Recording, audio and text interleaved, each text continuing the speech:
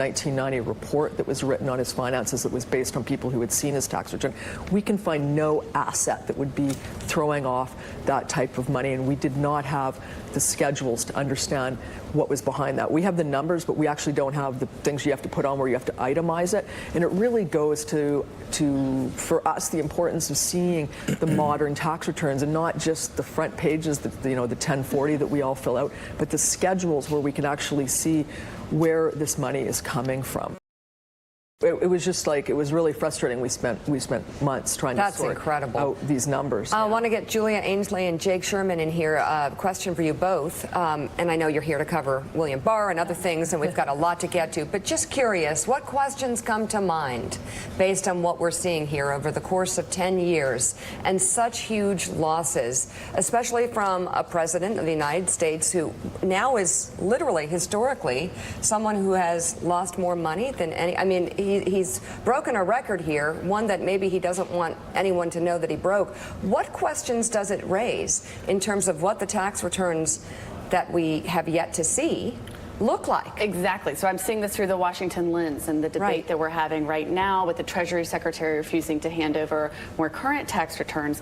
And this graph jumped out at me, amazing reporting here. Overall, that Mr. Trump lost so much money, he was able to avoid paying income taxes for 8 out of the 10 years. And if you think about what voters care about and the narrative that they've seen behind Trump and the debate, the power that Congress could have with that information to say we need to see more. I wondered, what that meant to you that he was able to avoid that. Was that some maneuvering, or was that just simply he was at such a loss? When you have that big of losses, you're able to avoid tax. And the two years he hit it, they were both on. He was paying the AMT, the alternate minimum tax, and one of it was because he just had a big payout on his salary from a deal that he did, so it triggered it. I mean, the years we saw, they're not huge amounts of income tax that he ended up paying. It's when you have the losses that big, you don't have to pay taxes. Yeah, and I need to do a correction. I had said the biggest losses of any taxpayer. He actually was, as Jack pointed out in my ear, he's a tax filer. Not a payer. He wasn't a taxpayer because he was doing so poorly in business. And he's always saying, I'm being audited, I can't show you my tax. And you could bet that maybe the principal reason why he has fought so hard for so long to preclude anyone from seeing his taxes is that he goes out to the country. It's embarrassing. It helps him get elected, talking about the system is rigged against you. The betting is that he has paid very few, if any, taxes over the last 10 years. And he has a Treasury Secretary who's protecting his tax returns at the moment. Sue, I want to ask you about your reporting, because we know what's coming. I'm surprised we haven't seen a tweet yet from the president. He's going to say this is fake news. They didn't even get the actual tax returns. They got it secondhand. They got copies of them. Can you speak to the veracity of the documents you saw? Sure, and we were up front. We don't have the tax returns. We have a copy of an IRS document of his IRS transcript, and we were able to confirm it through a number of ways, including the individual who also provided us with Fred Trump's tax returns, and we also were able to match Donald Trump, the transcript that we have through actually a database that's kept by the IRS. It's anonymous, but because we had the taxes in the first instance, the tax information, we were able to match it into the database. And we also just had a lot of information from the other investigation we did on Fred Trump's tax return and other things matched. So we spent a lot of time back engineering it and going out for confirmation in other ways. Well, so Jake, how's this going to move the debate forward as it pertains to the Democrats getting a hold of Donald Trump's tax returns? They have a statutory right. Somebody a couple days ago said this was a constitutional crisis. That was corrected. This is not a constitutional crisis when the chairman of the Ways and Means Committee asks for your tax returns, an individual's tax returns, and the Treasury Department doesn't give it. That's a crime. So how are they going to resolve that?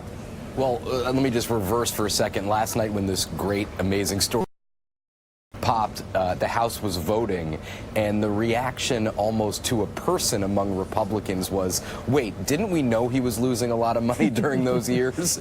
So people weren't moved. Republicans obviously weren't moved by this, which they should be, because this is well, of course, stunning. And Jake, they also were not moved by the fact that we have an attorney general who committed perjury in the House of Representatives and would have any of us thrown in jail, but neither he nor the majority leader cares. No, and answering your more direct question is, yes, the law is clear that the Treasury Secretary has to hand over the individual's tax returns when the Ways and Means Committee chairman asks for it.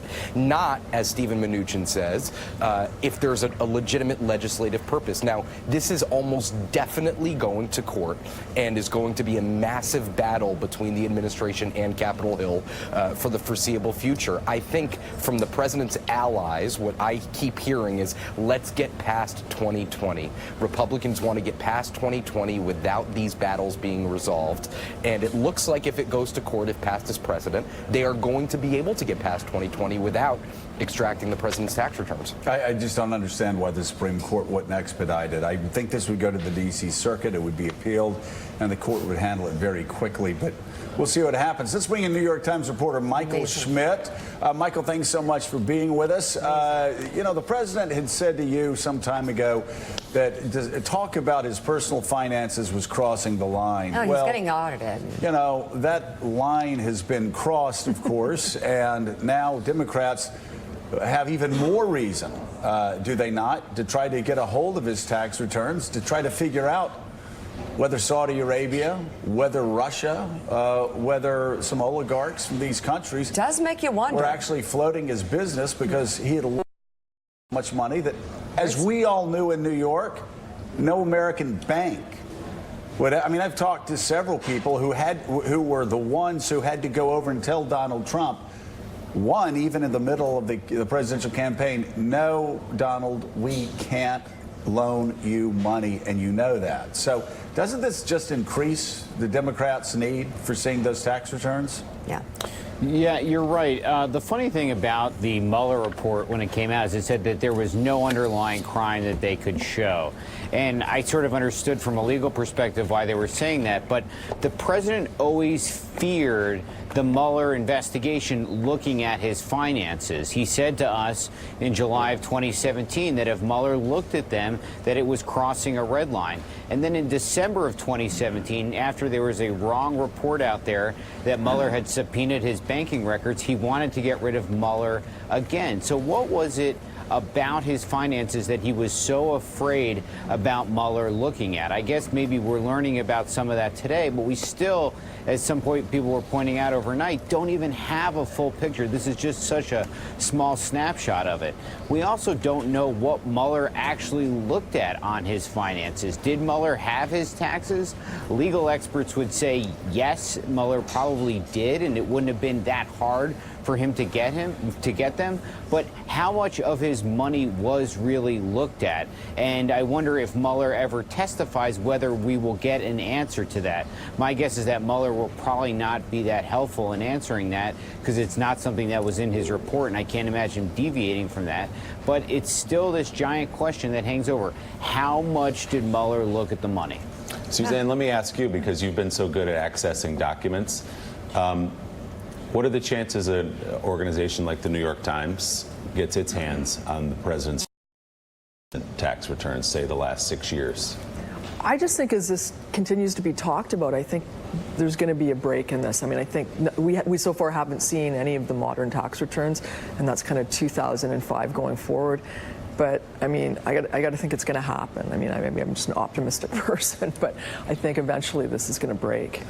Well, Suzanne Craig, thank you so much. I know you've been working night and day, and then to come in for our really sound effects. Appreciate you coming in the morning. You put up with the sound effects. You put up with Liverpool. You put up with it all. But this is an extraordinary. Next time we can talk hockey. I'm Canadian. Oh, are you really? Oh, we What's that shall about? do that. Yeah, You're from yeah. Canada. Are you a Canadians fan, or? More, I'm from Calgary, so the Okay. team's out. All the Canadian teams are out, though. So. Very good. All right. Okay, Well, the good. little things we learn. Well, please come back. Thank you very, How's very your much. Prime Minister doing? You know, he's having some trouble. So. Yeah. Yeah? In what way? You know, he's just. Where do we start on that? Yeah. But. You know, it's interesting. You don't want to talk about him right now, do you? Do you want to move on? That's okay. He likes to do push-ups and He stuff. does one-arm push-ups. Yeah. We're very I like to impressed. stay away guy. from the politics when I can. Here you go. Oh, you're lucky. You're sticking to the numbers. Well, Sticking Good to his idea. talk. Well, thank you. you brought us some staggering numbers.